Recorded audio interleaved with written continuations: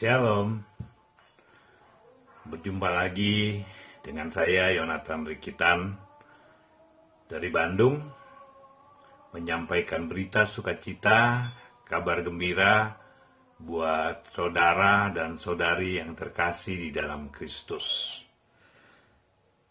Bacaan dan perenungan hari ini diambil dari Roma 2 ayat 1 sampai dengan 16. Dan ayat-ayat berkesan, Roma 2 ayat 4, Roma 2 ayat 6, 11, dan 16. Roma 2 ayat 4, maukah engkau menganggap sepi kekayaan, kemurahannya, kesabarannya, dan kelapangan hatinya? Tidakkah engkau tahu bahwa maksud kemurahan Allah ialah menuntut engkau kepada pertobatan?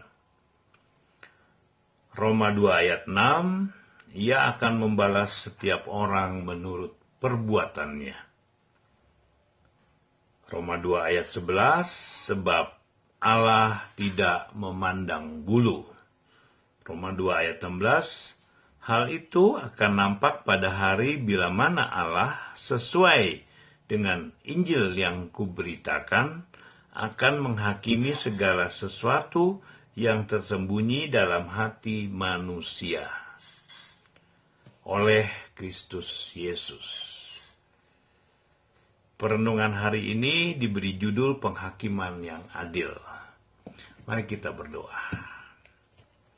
Bapa di surga, Allah yang kami sembah di dalam nama Tuhan Yesus, Allah yang baik, Allah yang hidup, yang senantiasa memperhatikan setiap kami di dalam kami menjalani kehidupan. Allah yang selalu memberikan kesempatan kepada kami untuk boleh berlaku benar dan baik dalam kehidupan. Sore hari ini kami akan merenungkan firman-Mu. Kiranya melalui pembacaan dan perenungan ini kami boleh mendapatkan pencerahan, kami boleh dikuatkan, kami boleh disadarkan bahwa kami adalah anak-anak Allah yang sudah dimenangkan, yang sudah dibenarkan, yang sudah dikuduskan, dan kami boleh menjadi pelaku-pelaku firman Tuhan.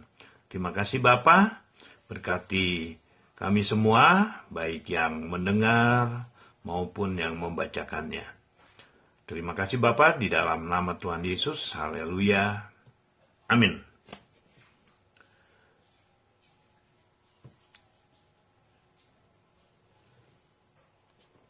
Sangat mungkin ada orang yang membaca perikop yang terdahulu, Roma 1 ayat 18 sampai 32, dan berkata bahwa itu bukan untuk dirinya. Paulus menuding orang semacam itu sebagai munafik. Paulus menegaskan bahwa penghakiman Allah tidak terelakkan bagi semua orang berdosa. Roma 2 ayat 1 sampai dengan 3. Tidak ada gunanya membanding-bandingkan diri dengan orang lain di hadapan Tuhan. Tidak ada yang tersembunyi. Bagian ini mengingatkan kita bahwa kalau kita ditegur karena dosa-dosa kita, itu adalah kemurahan Allah yang menginginkan kita bertobat. Penghakiman Allah bersifat adil. Orang yang mengeraskan hati tidak mau bertobat akan binasa oleh murka Allah. Orang yang bertobat dan meninggalkan dosa lalu tekun berbuat baik, mencari kemuliaan, kehormatan, dan ketidakbinasaan akan memperoleh hidup kekal. Tekun berbuat baik berarti hidup berpusatkan Allah. Mencari kemuliaan berarti menjaga kesucian yang sudah dianugerahkan Allah. Mencari kehormatan artinya hidup berkenan kepadanya. Mencari ketidakbinasaan artinya fokus pada hal-hal yang bernilai kekal. Mencari hal-hal itu bukan dimengerti sebagai usaha untuk memperoleh keselamatan, melainkan sebagai tanda melainkan sebagai tanda seseorang sudah di dalam kebenaran dan dimerdekakan dari dosa. Penghakiman Allah tidak membeda-bedakan. Seseorang dihukum bukan berdasarkan status keyahudiannya, memiliki Taurat atau tidak, tetapi berdasarkan disposisi hatinya di hadapan Allah.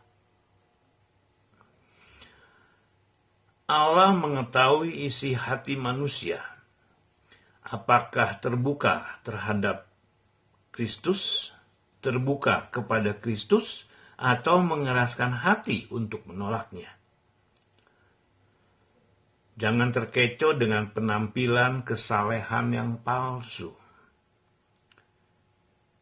Bukti kita sudah memiliki kebenaran adalah hidup dalam kebenaran, peka terhadap dosa, dan tidak menghakimi orang lain. Luar biasa, saudaraku. Renungan hari ini mengingatkan kita bahwa Tuhan akan menghakimi dengan adil. Benar akan dibenarkan, salah akan disalahkan, benar akan mendapatkan reward, salah juga akan mendapatkan hukuman. Itulah Tuhan kita yang adil.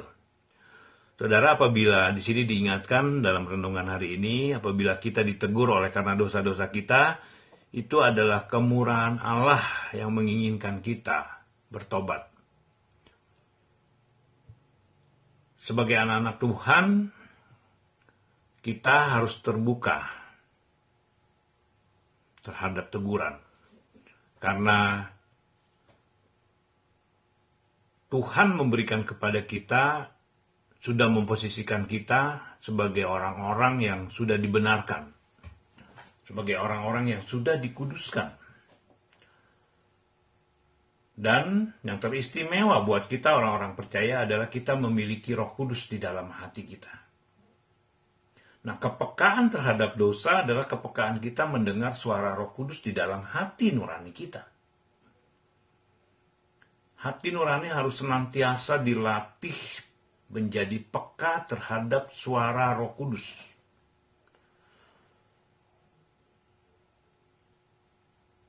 Orang yang mengeraskan hati, tidak mau bertobat, itu dia sedang merintis jalan menuju kebinasaan.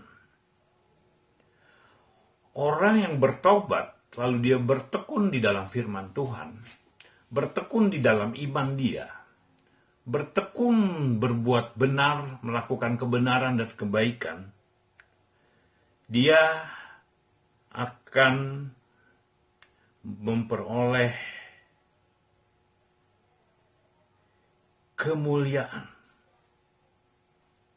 Dia akan mendapatkan kehormatan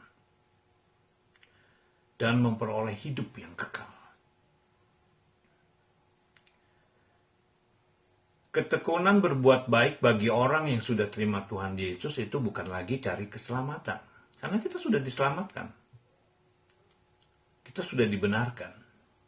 Tetapi bertekun, berbuat baik, dan melakukan kebenaran itu karena buah daripada pertobatan. Karena kita sudah diselamatkan. Buah dari keselamatan itu adalah kebenaran. Melakukan kebenaran-kebenaran di dalam kehidupan kita. Melakukan kebaikan-kebaikan seperti apa yang sudah Tuhan teladankan, contohkan, Tuhan perintahkan di dalam kehidupan kita. Barang siapa yang mengasihi Tuhan, berarti dia siap. Barang siapa yang percaya, berarti dia siap melakukan apa yang Tuhan kehendaki di dalam kehidupannya. Ciri orang percaya adalah dia mengasihi Tuhan. Ciri orang mengasihi Tuhan adalah dia melakukan firman Tuhan, melakukan kehendaknya. Ingat, ada penghakiman yang adil menantikan kita. Dan itu sesuai dengan apa yang kita perbuat. Dia melihat hati, bukan melihat penampilan. Mari kita berdoa. Bapa, terima kasih kami diingatkan tentang hari penghakiman, dan Engkau adalah hakim yang adil. Berikan kepada kami hati yang tekun, berikan kepada kami hati yang berani untuk melakukan kebenaran firman-Mu, melakukan kebaikan. Selagi masih kami diberikan kesempatan hidup di dunia ini untuk melakukan apa yang benar dan apa yang baik di mata-Mu. Kami sudah diselamatkan, terima kasih Tuhan. Kami sudah dibenarkan, kami sudah dikuduskan. Terima kasih Tuhan. Dan sekarang bimbing kami untuk melakukan semuanya itu, agar keselamatan itu boleh kekal di dalam kehidupan kami. Dan kami boleh menikmati surga bersama-sama dengan Engkau. Terima kasih Bapa, di dalam nama Tuhan Yesus, kami sudah berdoa dan mengucap syukur. Dari Bandung, saya mengucapkan shalom bagi semua. Tuhan Yesus memberkati.